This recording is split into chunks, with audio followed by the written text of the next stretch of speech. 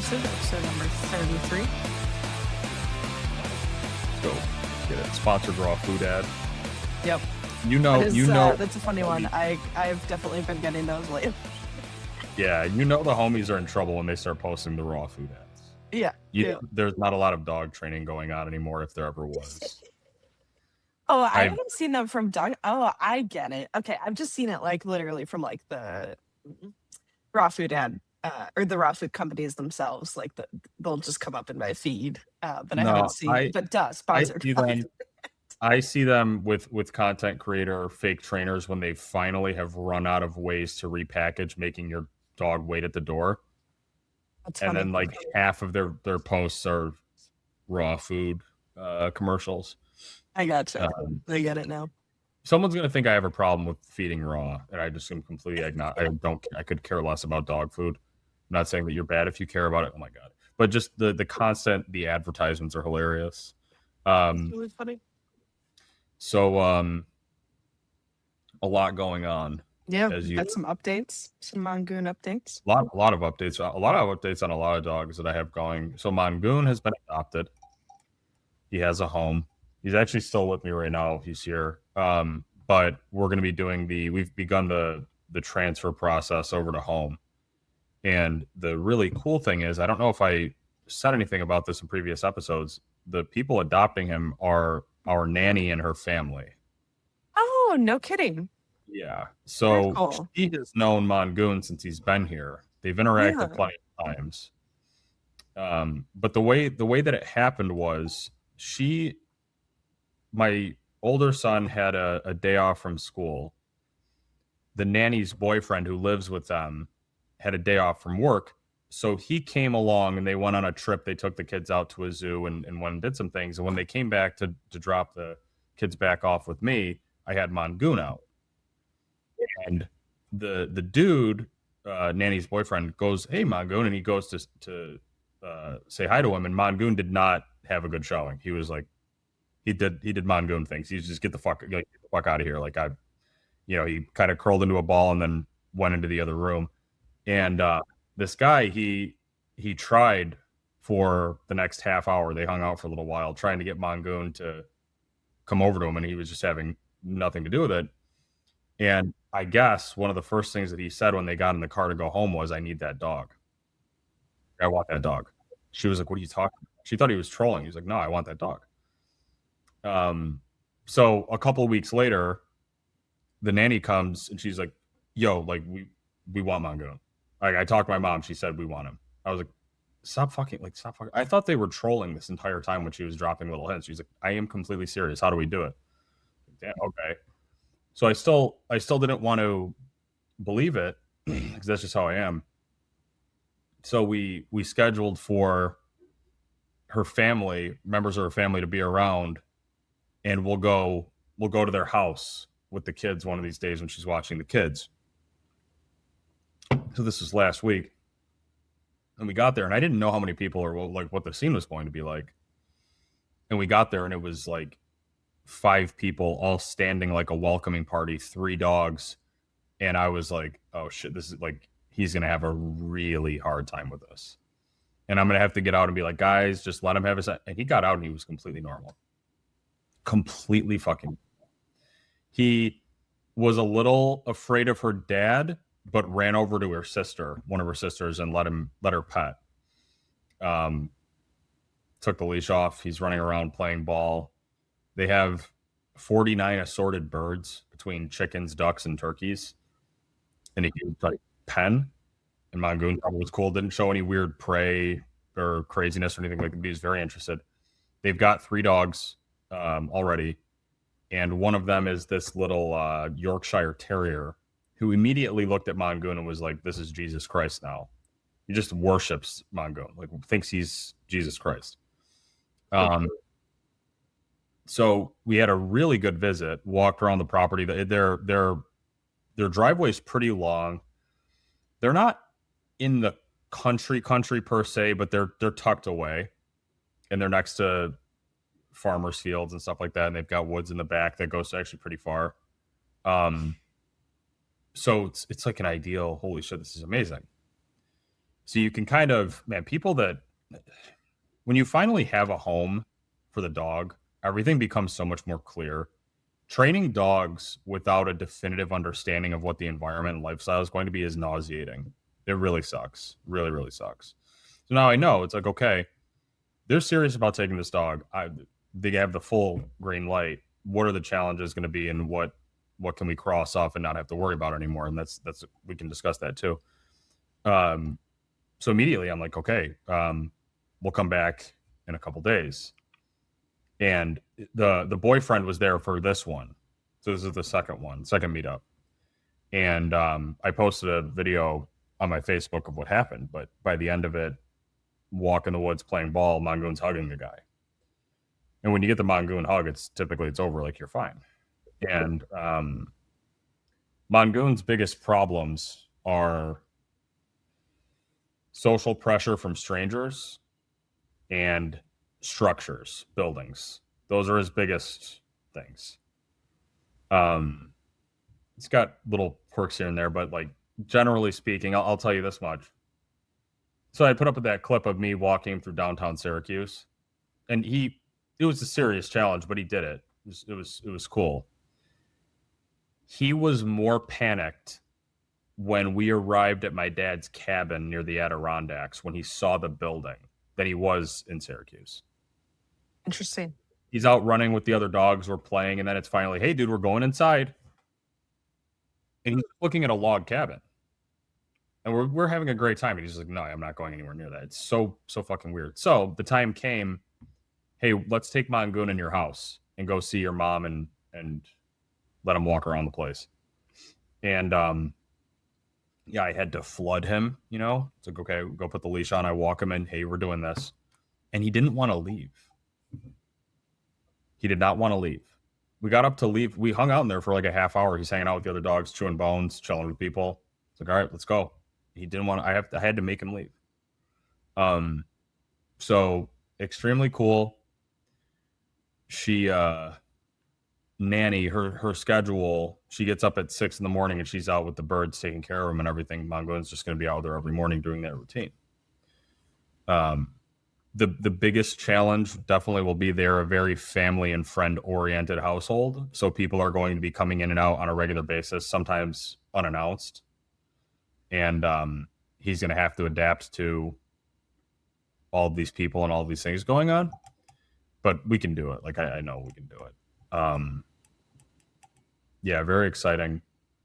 I would say he'll probably be home in like a week or 2 weeks or something. I'm just, you know how I am. I want to make sure she feels really good about handling. If you want to put him on leash, here's what you do: the e-collar, the playing, all of those types of things. We haven't really started any of that stuff yet because I just wanted to see how he'd react to the environment. But it's also very cool is they're only about 25 minutes away from me.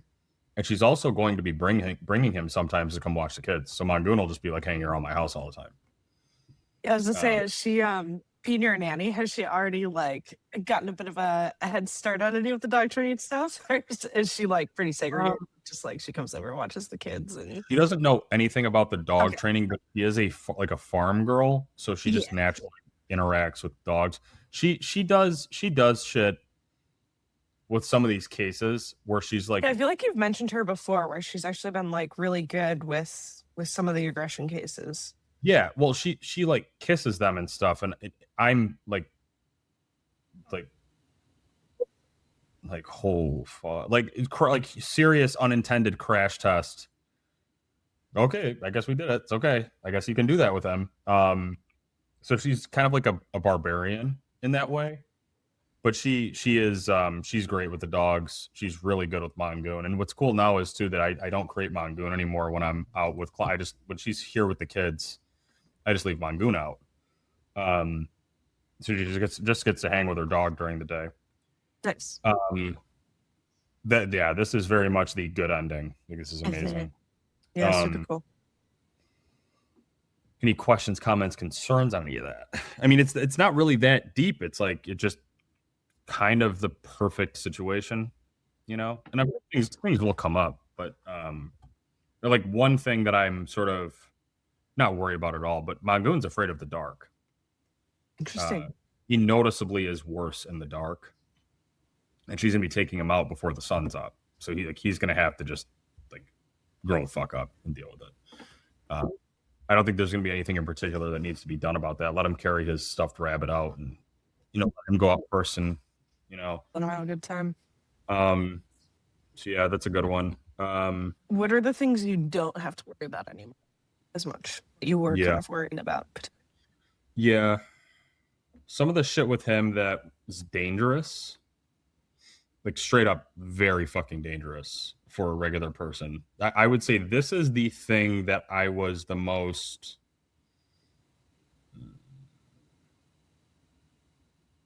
I was having like night terrors about predicting. There is something about getting out of cars for him where, for whatever, it can be anywhere. It doesn't have to be in a particular environment. When he gets out of a car, there are times where he almost hallucinates that he's breaking out of prison and he needs to like find a place to hide. It's so fucking weird. It's so fucking weird. So the thing I was scared of is like having to get on someone and be like, guys, I'm telling you, for the first few months, when you get him out of your car, I don't care if it's in your driveway in your neighborhood, you need to have him on a leash. I'm just telling you that. He won't bull, but he'll run out into a road in a blackout. Like I could see him doing that. So that was something that I was worried about. Now it's complete non-issue because their house is so far off the road. So like he can dive out and get that out of his system, and I think he'll just stop doing that. He's 99% better on that at my house, so I know that it is probably just a time thing. But even at parks that we've trained at and played at 5 times, 10 times even, sometimes you get him out of the car and he, like, that's his first instinct. Like, he hears the car hatch open or he sees me opening the door. And, like, I started having him on leash and actually sort of, like, punishing that a little bit. Dude, like, having him on a line, letting him go a little bit and then checking him and then following up and being like, dude, wake up. You cannot do that. And I don't know if that took or not. I didn't do it many times, but I was prepared to have to drill this. It ended up not being an incredibly relevant thing, but it only takes one bad time for a disaster to happen. Yeah, that's a scary one. That's just not going to be relevant ever again. Yeah. Because they're not the type of people to drive them out into like a busy town. Like they don't do that type of thing. They want to be able to take them out hiking and exploring different places, but that also, it's like, okay, you're gonna have them on a leash. Yeah, right. Just as a general rule, when you're in the parking lot, you would have them on a leash anyway. Yeah, so exactly. Yeah, yeah. So that's one that I'm glad to be able to just. I think I was probably in my own head about it, but it's all I could think about as a command. There's gonna be a time where someone's gonna have to deal with this, and they're gonna have to know not to be stupid. And you know how I feel with that type of thing and regular dog owners. I'm just like, dude. Other challenges. Honestly, I think that the family, they seem like very extremely normal, insane, rational people. There's always the risk that a dog with his behaviors could end up hurting their feelings. And I'm not trying to sound funny. No, absolutely. Yeah, because it's like, oh, I just rescued this dog and he hates me.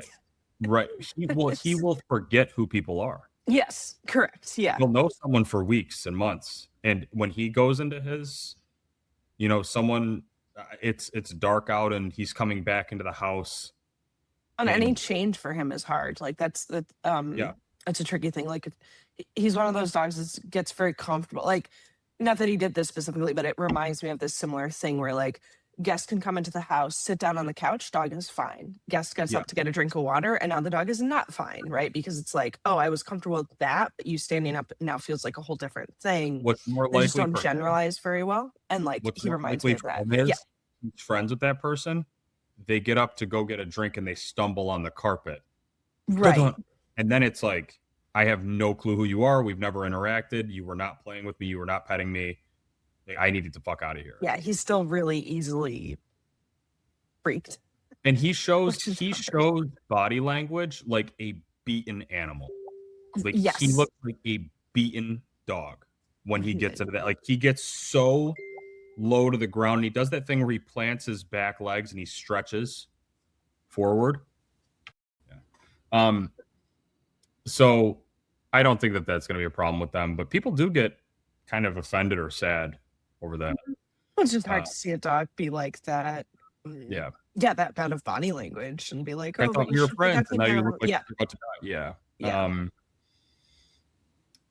yeah. So it's extremely good results. I don't really have so and also things that I don't have to worry about. Huh. I think those are the major ones out of the things that I had like lingering around where I was like, don't feel great about that. I can easily see that like the training just goes bad because they just don't use it. It's totally does not matter. They need to be able to recall him. You know, he needs to know what the release command is. He needs to be able to drop a ball on command. Like, who gives a fuck about anything else? But That's something that I started actually like telling my owners at Go Home is like, I don't want you to feel guilty for like letting the obedience go because the thing I care about is the things that the obedience got us, and as long as that stays, because I think people feel they start to feel a little like guilty for asking for help if they're like, oh no, my dog doesn't sit when I stop in the heel anymore, or something that like legitimately does not matter, and then they're not going to ask you about like, oh, he started like lunging at cars again or yeah, something, right? And it's like, okay, like we can address that. I'm not going to shame you for right, not right. keeping up the obedience to 100% because hey, you're not a dog trainer and you don't People need do to. get Like it's really in fine. their heads about that. They feel They really do. guilty. Well, and I think it's because it's like that's kind of the expectation of what dog training is, right? Is like it's being able to execute these obedience commands. So it's kind of again been a little bit built by the culture of yeah, just like what dog trainers advertise is the fact that they can teach your dog obedience. And then people are like, oh, it's kind of like I kind of feel a little bad taking my car to the dealership when it's dirty for an oil change. You know what I Oh mean? yeah, It's like yeah, I trashed the nice car, you know? yeah. And I think it's kind of similar to that, where they're like, oh, I've kind of like ruined your hard work or your product or whatever. But it's like, no, I actually genuinely, it's fine. And like reassuring them that that doesn't mean you have to be embarrassed to talk to me again. So Yeah. yeah. Yeah, and like a question or a concern only becomes stupid if it's repeated. You know what I mean? If it's just we're constantly coming back, it's like okay. Yeah, And if I I've don't. told you 5 different ways how to kind of address it and you still don't, it's like, okay, now we have You're a not looking for an answer. Yeah. yeah. Yep. Um. So I I very much, and I bet you can relate to this. I'm very much in an era right now where present me is paying the price for the scheduling of past me. And they're done that. Yep. I'm in an insane right now for me. This is like insane private lesson era, like ridiculous, and it's actually a good place to be in terms of the getting better at dog training and seeing different things and getting reps and all of that. But I'm exhausted, and my days are just destroyed, and everything's going How many well. But like, lessons do you do in a day? so here's the thing: like Or in a week is maybe a better question. today I have two, Okay. Yep. but the thing is that I at minimum when I'm No, going two's to a lot. Yeah, two's not a gonna sound like a ton to people because there are trainers that will like rip through like 8 45-minute lessons a day, but like when you're working with tough cases, 2 is a fucking lot. yeah, yeah. So it's Especially if you case do that dog, 5, 6, 7 days a week. right? It's case dogs. So this is not I can fall asleep at the wheel and just kind of it's case dogs. I drive minimum 25 minutes to get to places. And I never in my head I never factor that in. So like Wait, I it's have an exhausting. in-home Yeah. I have an in-home at 1 o'clock that's 26 minutes away. And it's like it's not going to be fun. And I can break down what's going on. And then I'm gonna be driving 25, 30 minutes back to meet up with the Dalmatian for lesson three. And I can talk about what's going on with him. And then I've got a 20-minute drive home. Right. And these lessons, they can go an hour and a half, 2 hours long, depending on what we're doing. And I get home and it's like 5:30 p.m. And I've got board and trains that are sitting there like, yo, dude, what are we doing? I'm like, oh fuck. And then, kids and all that type of shit. So it's just like, oh, and I've also got a shitload of weekend warriors So I just had weekend warriors this last weekend. I had a German Shepherd come from Massachusetts. We can talk about. And then this weekend, I have my Canadian Akita that's going off on the owners that I'm going to end up doing a board and train with. I think late next month, and they're driving 7-8 hours to get to me. We're going to be doing 7-8 hours of training over the weekend, and it's been nonstop for like a month now, and it's not slowing down until I finally say, dude, I gotta chill. A shitload of my new pit bull bit my dad, and the rescue wants to put him down. And okay, let me like my 1 o'clock. Yeah, curious about. Sounds like a new one. I talked about this on an early episode, so this is arcane history, arcane lore. I know I talked about this. This really old lady with a German Shepherd, with a young German Shepherd, who was just kind of like crazy around the house, and not like a bad. It just seemed like an easy thing to do because they do nothing with the dog. And we go for a walk. It's the first time that this dog and this owner had ever been on a walk together at this park that's 5 minutes down the road. The lady steps awkwardly on a root. She goes, "Oh, well, that hurt. You okay?" Yeah. We finished the walk. She texted me that night, "My foot's broken." Yep. So she's like, "Okay, I can't do anything physical like this for a month. Okay, I'll get in touch with you." And of course, she never does until 3 days ago. Her and her husband are I can tell, I can just from the voices, I can see them sitting huddling around the phone together. "Oh, Dylan, oh my God, do you remember us? What's a German? Oh, a broken foot. Yep. Okay. She just attacked this dog in the neighborhood, and it was a crazy fight. And this guy left his door open, and his pit bull came running out, and there was like a clash in the street, and we had to run away." I'm like, Jesus fucking Christ. I'm like, okay, like how bad is everyone okay? Well, yeah, nobody got hurt or anything. So no bleeding or no. Okay.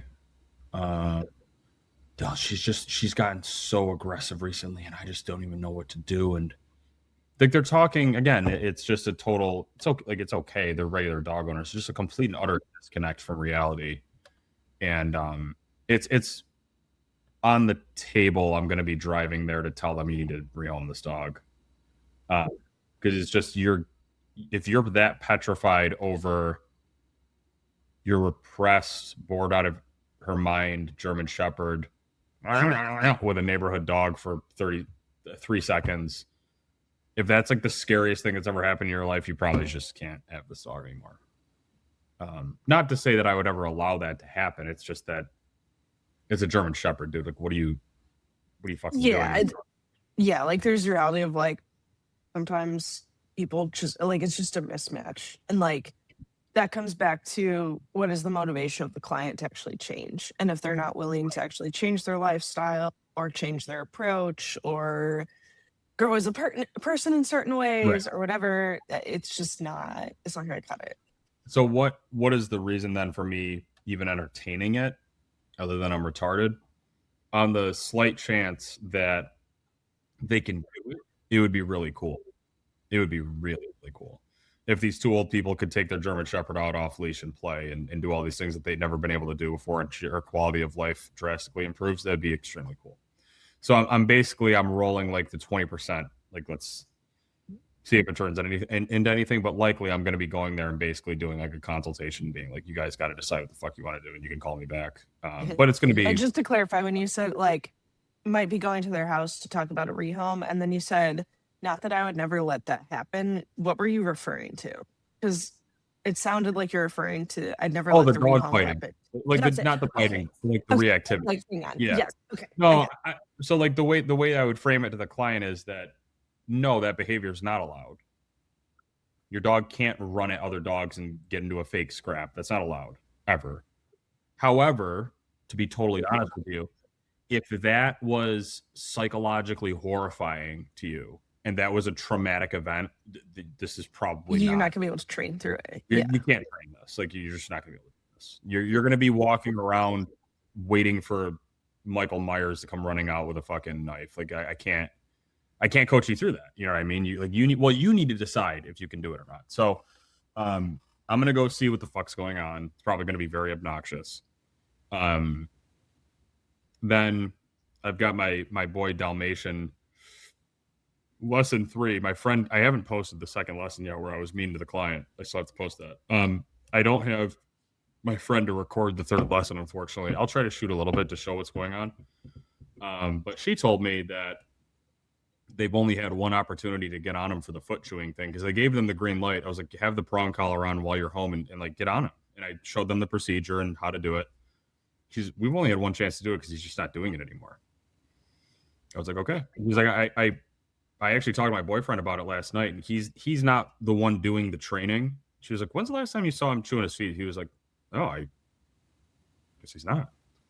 So that's pretty cool. So I'm going to find out how things have been going. And, she was like, the sit at my side has gotten a lot better, but I don't think it's perfect yet. So we're probably going to, I'm going to go back to that, hopefully in a better mindset. But these old people might tilt me.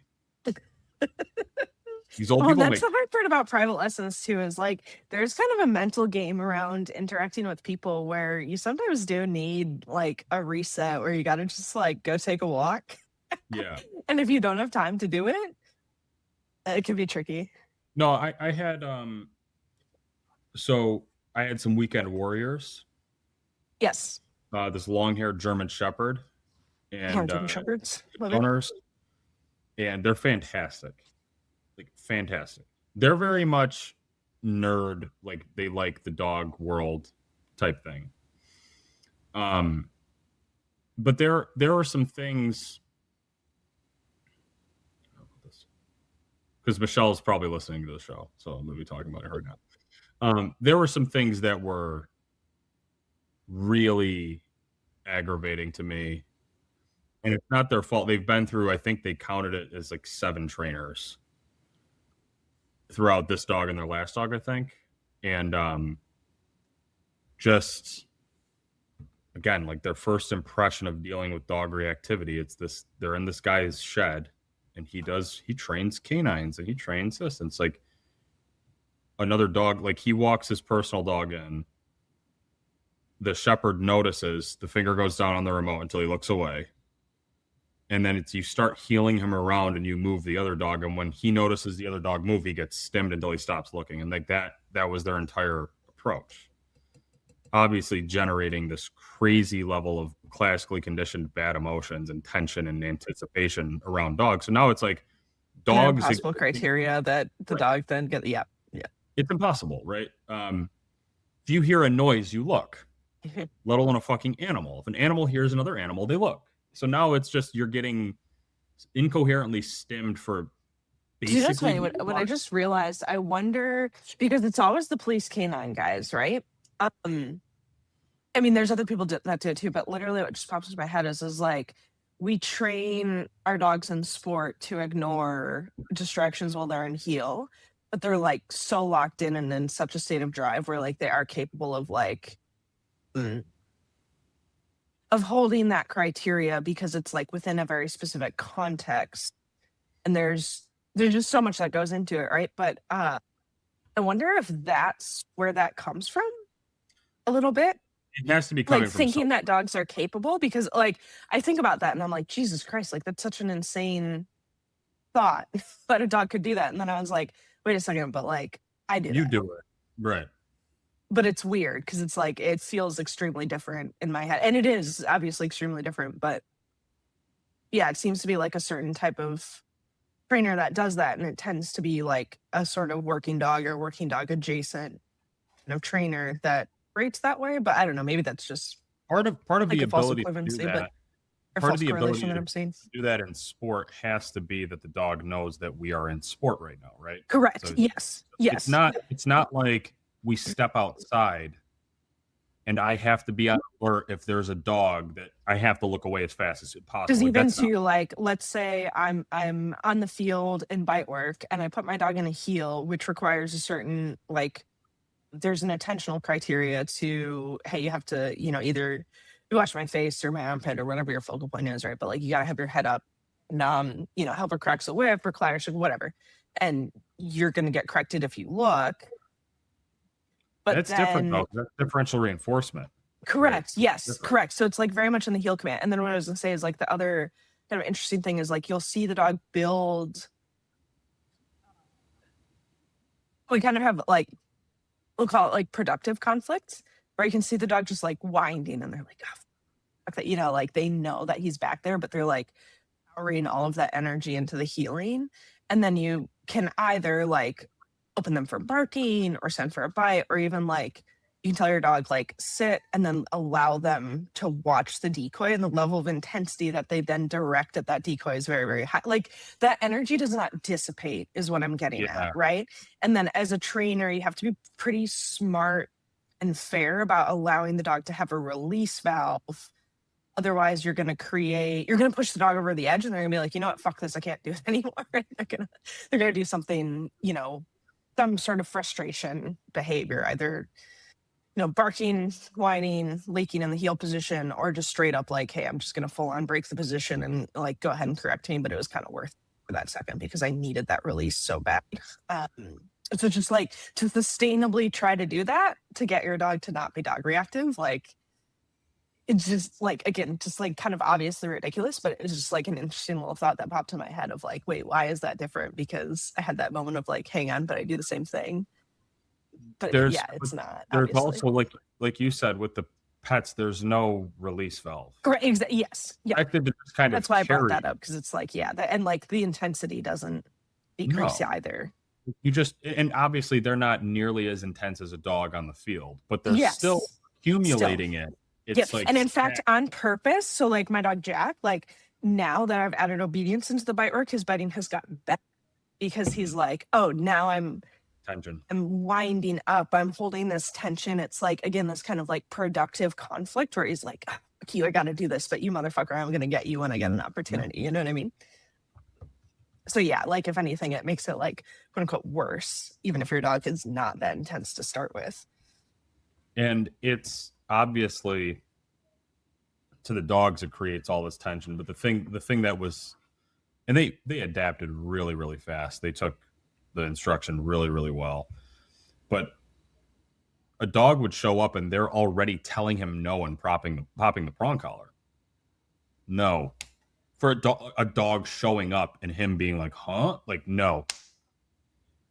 And it's like, and Is no control over that situation. Yeah. it's not even them. Like, Yeah, correct. uh, It's frustration with the system that created right, that. right, Yeah. right. And just knowing that there's people out there doing that, like, constant, I'm just like, fuck, dude, it's just so gross.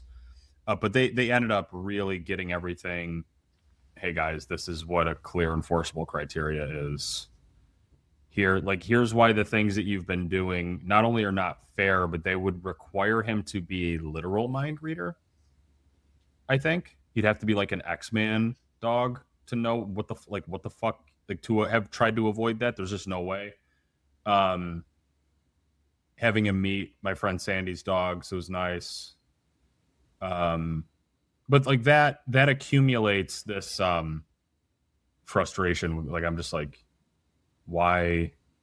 And then they have a like, oh yeah, we have a friend that's a forestry trainer, and uh she helps us with like tricks and stuff. I'm like, okay.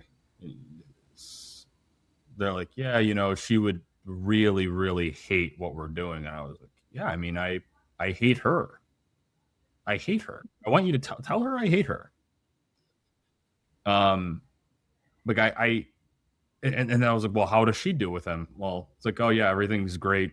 And they're laughing like in her backyard where we hide from or wherever, like we hide from everything. It's like, yeah, well then you, it's like, you have, I've talked about this before. It's like you have the sympathy. Imagine, so like bowling I don't know about your high school bowling team. Do you have a high school bowling team? I have no idea. So it attracts a lot of interesting, unique Yeah, I get individuals, the right? vibe. I get the vibe. Yeah. And bowling's a great game. Bowling, actually, I think there was a stat that I saw. Bowling is actually the most popular sport in the United States. Interesting. Um, Yeah, that's a I still good need that's the a good bumpers. trivia So fun. one that will fuck you up. It's a good trivia Yeah, one that will fuck people up. It's like, what's the most popular sport? I think it's popular sport that people actively participate in. that It's makes bowling. sense. That makes At sense. least it was for some time. Um, but imagine you have a bowling team and you've got a few kids that can play, and then you've got the kid who's like trailer park kind of mentally retarded, and he's on the team because it's like good to have him on the team, but he bowls Yeah, that's me. The bumpers. with the bumpers up. And it's like, yeah, we have no problem with you bowling with the bumpers up, but then all of a sudden that retarded bumper kid is now being harshly critical of the kids that are actually trying to win matches. How are you not getting a strike every And time? like and there's some people that think you're supposed to just listen to that and not, yeah, it's like, dude, why would I care what some trick trainer force free would think about how I'm trying to save your dog's sanity? You know what I mean? And I'm not, by the way, I'm not saying that to the people telling me that. I mean, they told me because they knew it'd be like a funny thing to talk about, and it Yeah, was. yeah, yeah. It's like, why just stay over Like there? even that, like the fact that she gave an opinion, or like You that they know what her opinion would be. fucking Do you know what I word. mean? Yeah, you Like, shouldn't say a fucking word. It's like, well, okay, let's get to the next dog. So I had the second lesson with that dog Cooper. I posted some clips on my Facebook. The first was evaluation, um, bite gear, and then can the I say gears just out. one more thing about the force Please. free? Like, you don't need a force free trainer to teach tricks, by the way. Like, Correct. there's Sounds literally a fair. section in like TWC who everyone is like, oh my god, punishment. Like that's the whole TWC like thing now. Literally, Ivan has a whole ass section of the course on like basically how you would train a trick. There's an entire section. There are huge swaths of the course are about shaping and Yes. and shit like that. It's And like, using food. right. And Yeah. and it's like, again, it's like you said, it's like teaching dogs to do a handstand, teaching them to pee in a toilet, like weird shit like that. Like how do you get there? Because you can't like negatively reinforce, or maybe you could, but it would be like, I mean, they're very hard. Yeah. yeah. Um yeah, you don't like Yeah. that's Capturing. Like you can't, yeah, like you just have to capture a sneeze or yeah, like the pee or that whatever. Yeah. that's one of the things that it makes me wish, and I'm sure that there are. I don't know anything about the trick training world, but if there was someone who was extremely rude and obnoxious like me from the balance world that got into trick training and just started like being brutally mean to people, that would be sick. Because There's there's definitely plenty of nothing. trick trainers that are actually very good balance trainers that just I'm like, sure. I can't remember. It's actually it was a guy that I've been like took the videos and put it in the course as an example of like really cool training. And I, for the life of me, can't remember his name now. But yeah, he's like a balance trainer that does a really good job overall, but just happens to really enjoy trick training. Well, Joel Silverman has been training Yeah, like true. every Yeah, species of animal for movies and television for like 50 fucking years, and he's a balance trainer. yeah, yeah, Uh, yeah. but but But yeah, anyway, it's you like don't I always need think that's like kind of funny because people like kind of think that like, oh, I oh, have to go that's to a what they do. force-free trainer in order to do that, and it's like no, no, like the whole point of balance training is that we can do all of We that. can In do fact, anything. yeah, That's just from a methodological standpoint. It's like, what? Yeah, we have to believe that the one side that deliberately restricts themselves from using half of the things that work extremely well, somehow they're going to have something to offer us when we have no rules. We have no we've restrictions. taken it already. Fucking sense. Yep. So, anyways, but we had our second lesson. I had posted a clip of when they pulled the food, trying to get him to down, and they're just like down, down, and he's just. We had our second lesson, put a prong collar on him, and it was just amazing. But they did 24 training sessions with force free advocates, 24, and yeah, it's in their facility with the food lure, and they're just. I'm like, they go weekly. It's like, well, what do you guys do? Sometimes we add a new trick on, and he goes in and he just follows the food around and he does his routine. And um, again, like you were saying, just don't talk about it, like in reference to things outside of your wheelhouse. And I had to get this out of them, out of the owner. And this is becoming something that I'm getting accustomed to. Again, because so the dude that's stimming the long-haired shepherd for looking at the dogs, in all likelihood, he's not a nice person to interact with, right? Probably just like a bad person to talk to, like annoying and whatever. These force-free people are so good at becoming friends with owners. And they basically, I think unconsciously, like in this case that I'm going to explain, they become like a defense squad where they don't want to say mean things. So initially, when I'm talking to them about the training that they've done at the evaluation, they're like, "Well, yeah, we go to this place and we do, and it's really fun." And they don't involve themselves in his issues, his reactivity and his aggression. They don't. And then it's like second lesson, we're talking, and I'm like, they would not like what we just did, right? Well, they would probably say to do this, and then the lady goes, "Yeah, that she actually told us if this happens, we need to start carrying around salmon, cooked salmon." So they do tell you what to do and not to do with the reactivity and aggression. She's like, "Yeah." Like, okay, you told me before that they did. She's like, "Yeah, I guess they do, actually." She wasn't lying. She just was like, yeah, she just didn't think of it that way. Yeah. They have been coaching us on this. Sorry, back to the contrast between, like that the kind of like shitty balance trainer is like an annoying person to be around, and the force free person is like actually quite good at your buddy. yeah. So like it's funny, right? Because that I think that's like definitely a pretty valid stereotype. But like the exceptions to the rule are good balance trainers that can have both sides, right? And again, like that's what people like don't believe is possible, because people get siloed into like, my worldview causes me to act, because it is an overarching umbrella of like the sort of like the good part of force free is being like caring and compassionate and empathetic towards a fellow creature, and like none of that stuff is like, all of that stuff is very, very good on the surface, like objectively good. The problem is that it then comes at the cost of not realizing that empathy can be sometimes, the whole like, you need to tell people what they need to hear, not what they want to hear sometimes. And that's like actually the kind thing to do, right?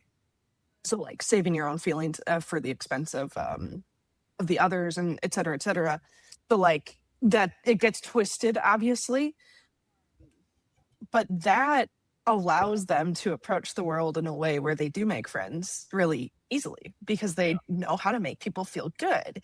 Whereas shitty balance trainer is like, the way they approach the world is this very antagonistic point of view. Everyone's trying to fight with them. The dog's always trying to, one up Never them. my fault. Yeah. Yep, correct. Yep, I can't take accountability. Yep, I have no empathy. I have no compassion. Like, you just have to do it because we're actually on like an ego trip and it's a power trip, like all that stuff. So they're horrible at making friends, but can give a dog a correction. And like, sometimes that's the inappropriate way to do it. Sometimes it's like really fucking shitty, like with that long-haired shepherd. But like, both of them are wrong because of their extremes, and that taints their worldview, their interactions with people. And then you end up having these weird outcomes and these like true stereotypes. And then again, like, I think the sort of funny part is that people legitimately don't realize that it's possible to actually be like a balanced human that can have both facets and know like when it's appropriate to turn it off, when it's appropriate to turn it on. I remember listening to this podcast, this was a little while ago, so I'm totally going to misquote it, but it was with someone who, I think it was like an anthropologist, or anyway, regardless, the dude was talking about like a certain tribe that was a native to, somewhere where like technology hasn't really like infiltrated yet, and they still live like very naturalistically. And he asked them like, what defines a man? and he kind of like the researcher kind of expected them to say, you know, based on his kind of like own stereotypes, expected them to say, you know, a man is someone who can like go hunt and provide, and you know, that kind of like the more like kind of quote unquote like traditional masculinity, stuff like that. And they basically said, no, no, no, a real man is a man who can go hunt, but then also like cry with the women when a child dies or something like that, right? Like they can do both. Like that's a real man, is a man who can go out and do the shit that we sort of associate with masculinity, but then also have a ton of empathy, compassion, and a caregiver side. And like that, I think is where I'm going with that. The reason I brought that up is that I think is the most sort of natural way actually to be as a human. And like we see it with dogs too. Like the dogs that are truly like at peace with themselves are able to, you know, both turn on and drive and relax. They're able to both, you know, have fun with another dog but correct them when they need to, or you know, like pick whatever example, right? It's like you can have both sort of sides of that dichotomy and like the balance and yada yada, but like people just don't believe that's possible. Right. Because we've gotten so warped into Well, like, not to go down a whole, you know, rabbit hole about like society, but we've gotten really squashed into like very particular roles. There's only one way to be, there's a correct way, there's a wrong way, and if you step outside that bound, then you're, you know, you're a bad person or you're socially shunned or whatever. And it's like just the lack of realization that that's actually possible. Like I think that's just like mind blowing to people. Like again, the fact that you can like troll somebody online and then not do that to a client is like mind blowing to people. And I'm like, no, like that's obvious, right? And it's like, no, yeah. you know, anyway, it's just kind of wild to see play out. But Well, the perfect illustration of that is that one Shakopshio post. The one Shakopshio post where he's like you're saying, one of the force-free implications about balance trainers is that they're so focused on dogs, they must hate people. So Shakopshio is like, you know, I totally thoughtfully, peacefully, professionally understand the people wanting to see my work, but the thing that you don't see when people are so focused on the dog, they're not paying attention to the client and making the client feel seen, and like just all this gay shit, right? It's like, okay, dude, there's no reason to believe that you can't be good with dogs and actually do the job and not also be good to the client. Like, what do you think I'm doing with my clients? I can almost guarantee you my client relations are better than all of these people. Because here's the thing. Being nice and being friendly and being empathetic and all of these things, if there's money involved for a service and the service is not being completed, all of those otherwise pleasant, nice it's not things performative. become predatory. Yep. Empty, performative. They become parasitic. Now it's you're trying to compensate for not doing the job by pulling these other levers in people's minds. Mm-hmm. So actually, I think now you it's can't be mad at me because I'm a nice person. Right.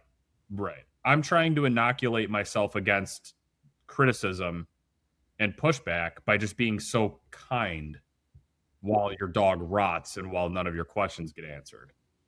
That's not good client relations. That's called being a fucking freak.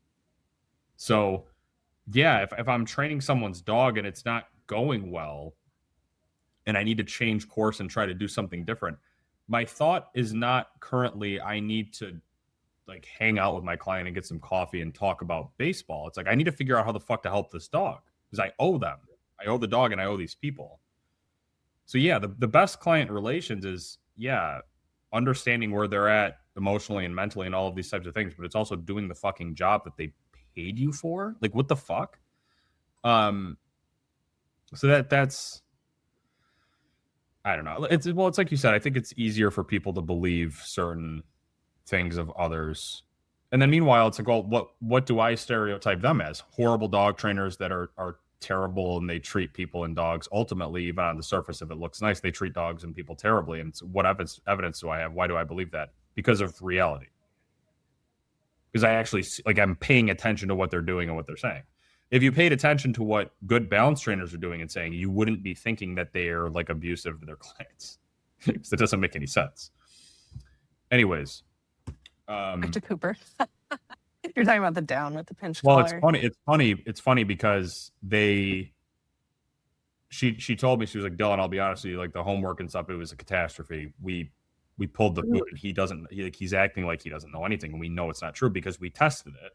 I wish she had taken videos of this for some of the people that were commenting, he doesn't know it. It's like, she's like, no, like I would try for 5 minutes to get him to do things. He's just eating the grass, which, by the way, I wanted to ask you a question about that. I wanted to get your opinion on something. Don't let me forget. He's staring at the sky. And then I shake the treat bag and he knows everything again. It's like a light switch, right? That's what 24 lessons, right? That's what 24 lessons of luring does, right? So you know how it is. A client with a flat collar that just has no instruction on how to handle a leash, they're not going to be able to do the right thing with a flat collar. So we put a prong collar on, and suddenly not only does this dog remember everything, but he's performing extremely well, and his attitude's fucking amazing. So it's likely next lesson or the one after that, I'm going to get on him about the blowing up at dogs, because the reactivity is actually quite bad. But I wanted to ask you a question. And by the way, now the owner is full send, like, this is amazing. Like, I can't. He's looking at me, and we're, we're getting actual interactions. I asked her a question because she had downed him, and he started eating. I call it eating his vegetables. He's eating the grass. I said, hey, does he normally eat grass like that? And she said, no, not really. And I started paying attention. It was only happening after he was being given commands. Do you think it's at all possible, could be a reach of the century, that he feels like I'm doing a command, I need to be eating something?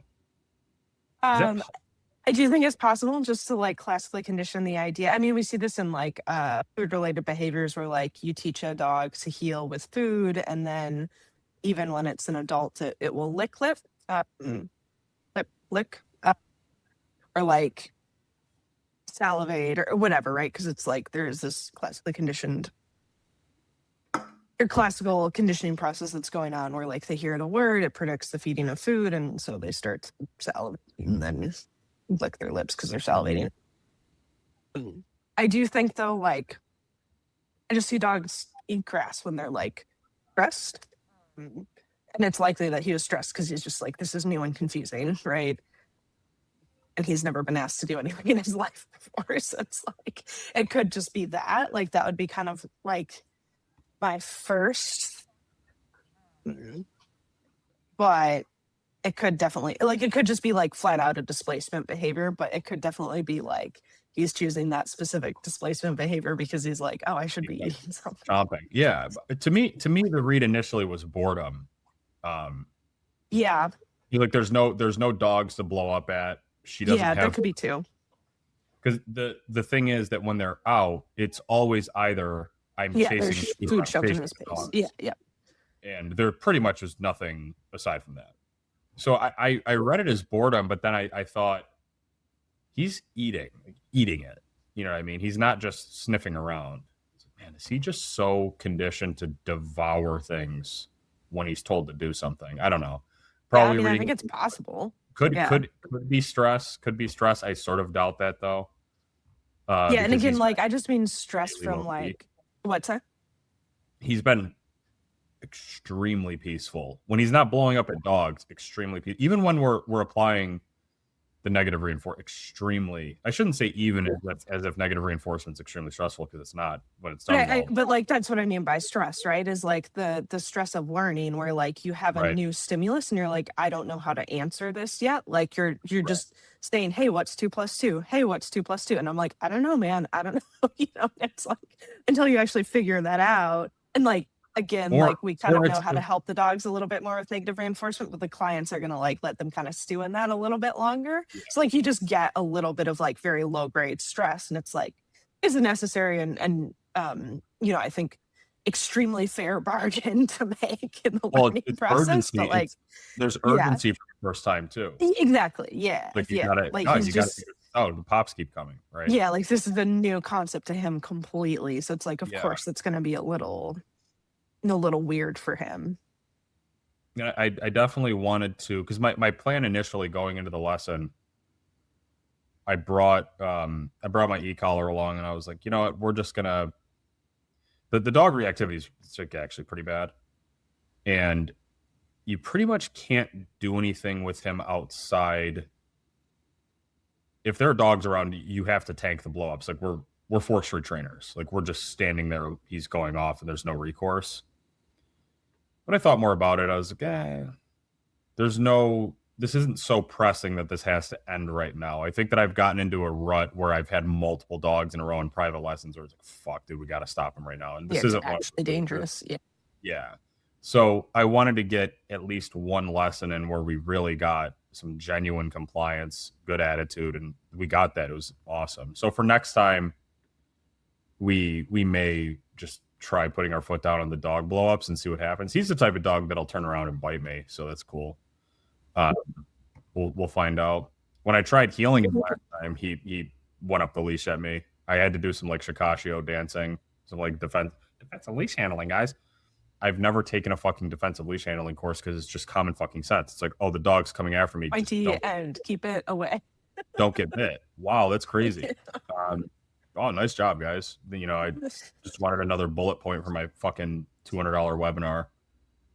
Before we move on, though, the last thing I want to say about the down and like, oh, the dog doesn't know it kind of thing. I think the other thing, and I think I might have even messaged it to you, but because we're talking about, people think that they need, because the owner, I think, was doing this where she was going like, Cooper, Cooper, Cooper, and it's like, just tell him down and then use the negative reinforcement. Yeah. People get really stuck in like, my dog Focus. needs to give me attention and then I can ask for it. And it's like, no, like demand that he give you attention, because if he doesn't, he's going to miss the command and then get negative reinforcement, right? Like that's the game, is that Right. if you're not paying attention and we're playing dodgeball and I hit you in the face with the dodgeball, like that's not my problem. There's no warning.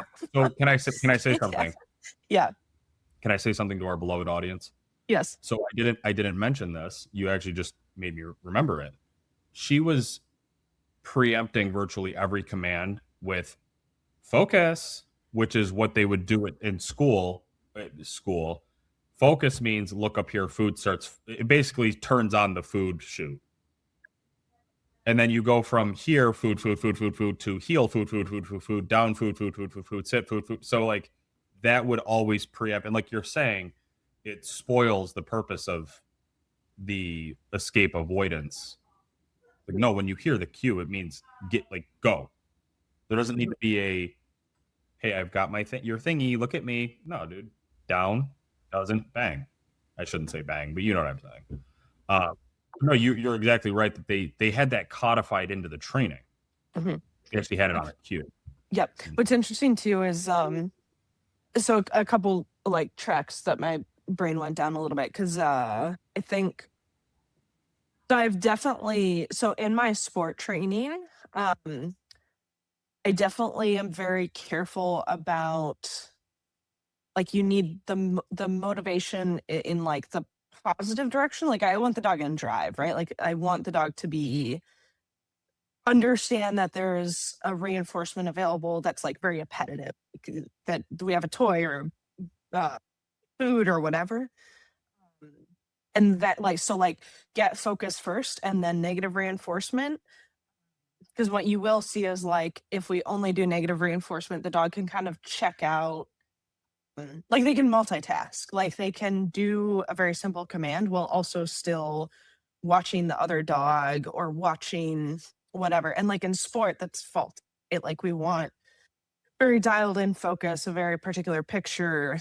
The dog should be in a pretty high state of drive the entire time, or at least a very like concentrated state. And I've actually had to kind of like back people off of negative reinforcement because they're almost making it too easy, right? But like you're kind of missing this piece of motivating the dog with positive reinforcement first and then going like, hey, now I'm going to help you into it with negative reinforcement. And it's an interesting, because like again, I think where that can kind of get confusing, or like you look at sport and how that should be done a certain way, and then you say like, okay, like that's the right way to do it because these are like, these dogs look really good or whatever. But it's an interesting, like you kind of get different outcomes in how you layer those things. And like this is a very like the first time I'm completely thinking out loud. So I'm kind of curious, like thoughts on that. But as I think about like troubleshooting attention issues, it is like, okay, go back to positive reinforcement, but then also use negative reinforcement in a very like gameplay style.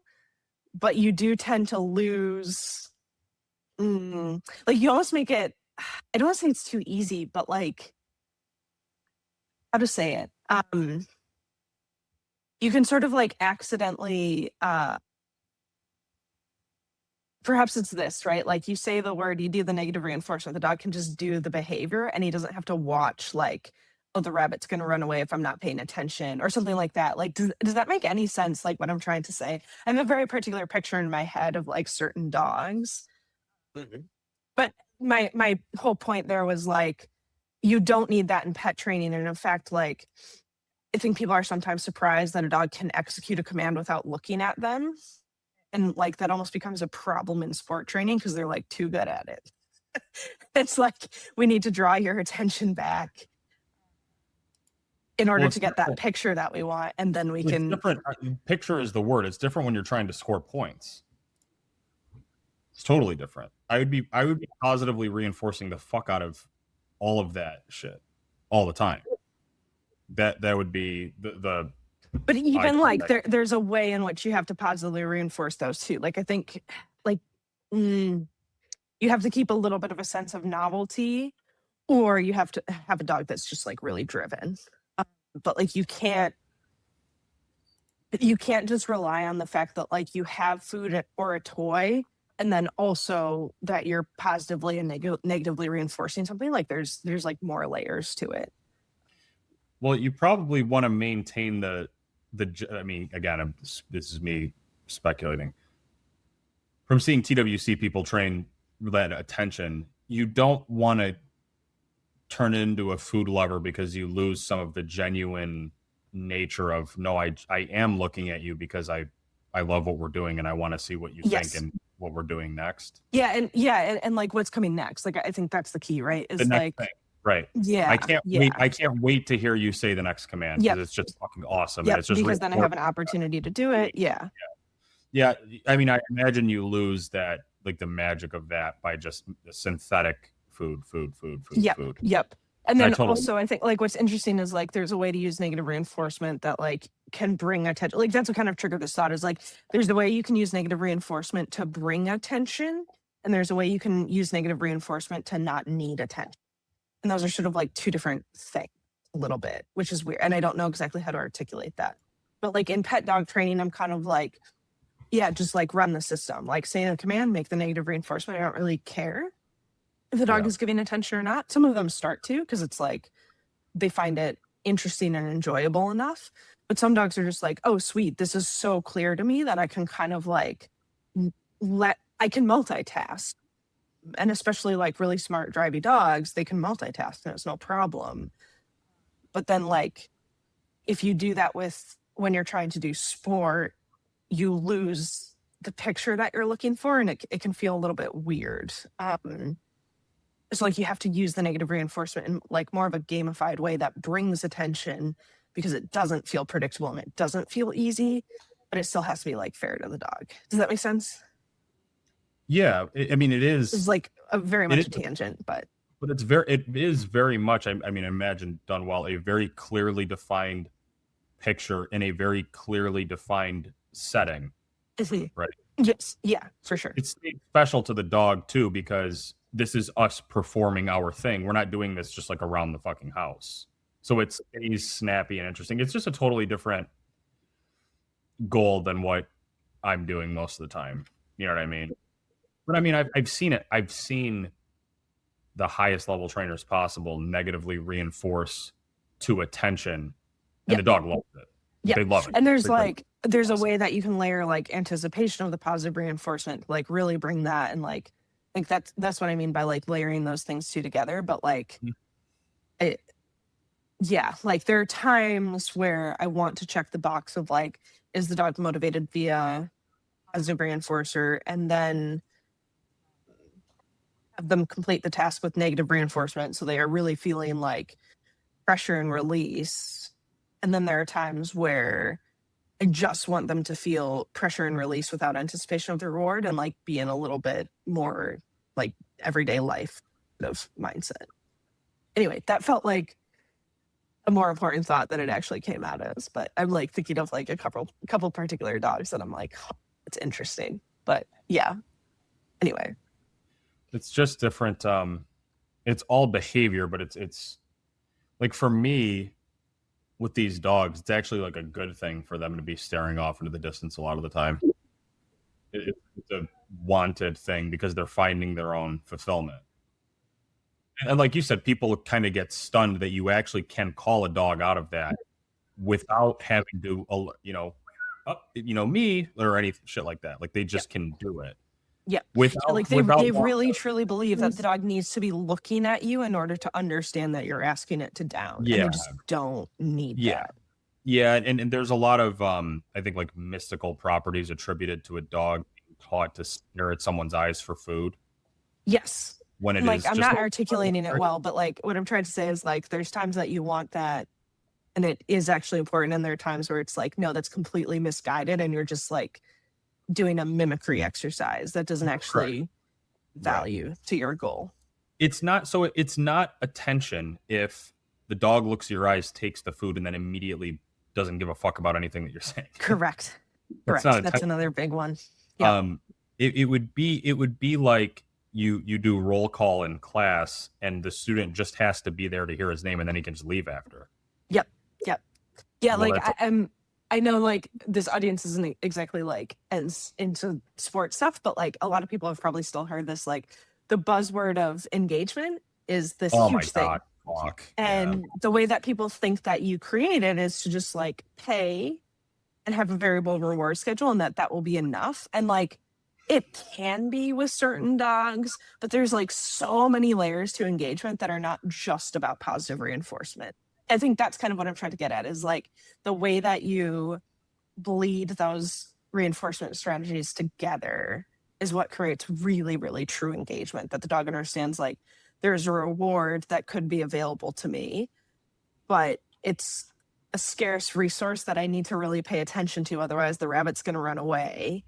And there's negative reinforcement where like there's potentially a sense of urgency, like where we can play like dodgeball, you know what I mean? And like, but like if you play dodgeball well, you're going to get, the pizza party for your class or whatever. But it's like people think it's just like just the pizza party or just the yeah, dodgeball. And it's like bleeding those two things yeah. together is what really gets you like the focus that Well, we that's see on the right. sport field with a dog who's motivated. Like there's also a genetic component, obviously, but yeah, it's just interesting to like pull those apart, put them back together, because there's a lot of interesting iterations depending on what your goal is. Like those things are going to look very different.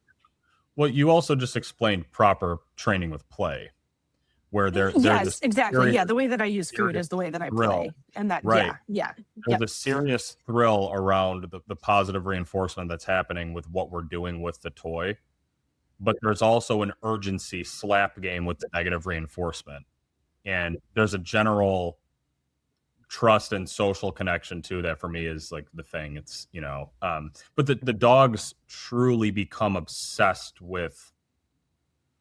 And there's just like a link that happens, and this is where it gets kind of gay, almost like this like flow state thing where you see, okay, so like at the highest possible level, Natalia with Glinda, like I've seen them go into that state on multiple occasions where the dog is genuinely obsessed with what they're doing and what Natalia is going to tell her to do next. It's like there's nothing that could break me out of this state, and she's not using food, dude. I mean, we don't have to talk about food, but yeah. I think that like the biggest mistake people make is to separate food from play in terms of the yeah, mentality that they use it in. yeah, Like yeah, I can't tell you how many times I've coached people through the process of like Stop treating food like a bribe and treat it like a squirrel. Like Right. it's the same thing. Yeah. Right. Right. And the engagement thing. I mean, I just don't want to do this because I'll get mad. But Yeah, and I do have to go. yeah, So yeah, we can table this but regardless. the whole like, well, before you start the walk, you need to get engagement, and you literally all you are doing is having the dog pull a lever, looking at your eyes, and making food come out, and then you go to take the walk, and the dog just goes back to forgetting that you're there. So that's not engagement. It doesn't fucking do anything. You're just creating busy work. Anyways, um, that that's another interesting, like with this dog, we're just I've had some really interesting comments. And again, like with the advent of technology here, with me using a webcam, I can open my phone. I actually just got I got a comment. Do you have a minute? Yeah, I've got like that's 5 minutes? yeah. So on this whole, I put up a post saying I'm detoxing this dog from positive reinforcement training, which is actually what's happening.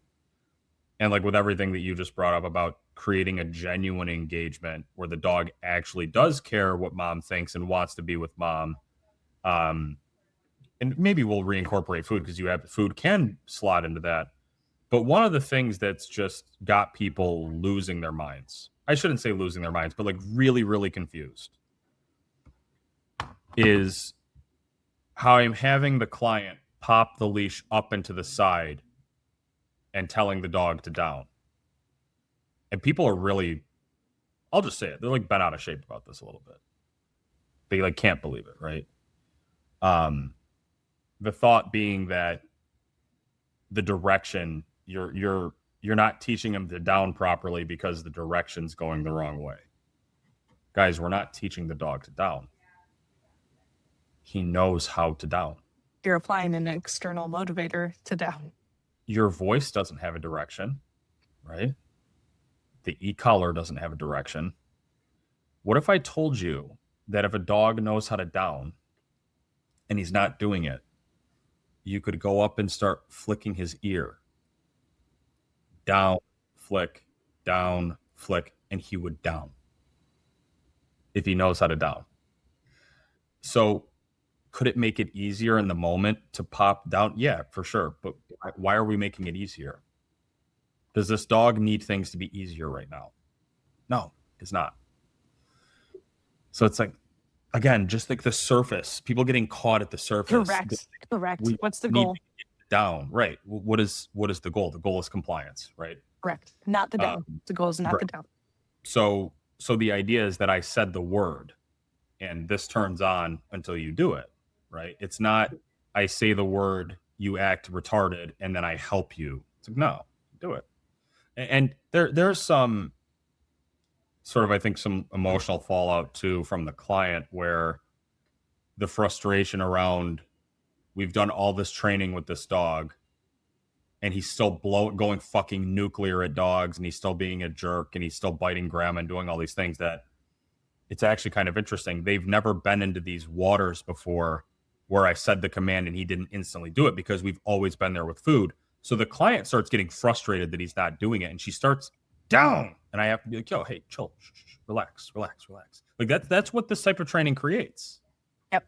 Right? Because it implies that you are wrong on the path that you're going down if your dog doesn't immediately do it. It doesn't immediately quote unquote comply.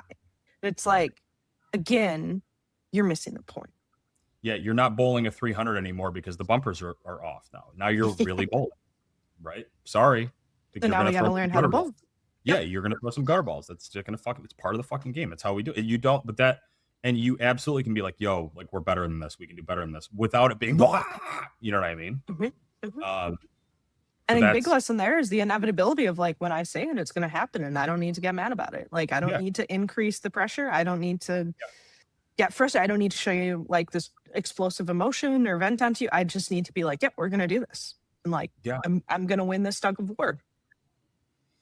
And the last lesson was really good for the client because they started succeeding like, very, very well. So she saw without having to, like I told her, yo, relax. You don't have to talk to them like that. It's okay. And no food stayed in the car. So I'll keep you guys updated on that one. Yeah. Like we are Unfortunately, I going do to have have to a get run. on it for the dog blow-ups. Maybe next time it'll be with the e-collar. But again, we're 2 lessons in compared to 24, right? And we'll see. Again, and by the way, they started with a blank slate. I'm starting with all of the damage, right? Many such cases. Anything else? I'll let you guys know what happens with my Akita this weekend. Yes. Yeah. Because the owner sent me a picture a couple days ago. She's like, "Look what he did," and it's a picture of a hand with like a little scrape on it.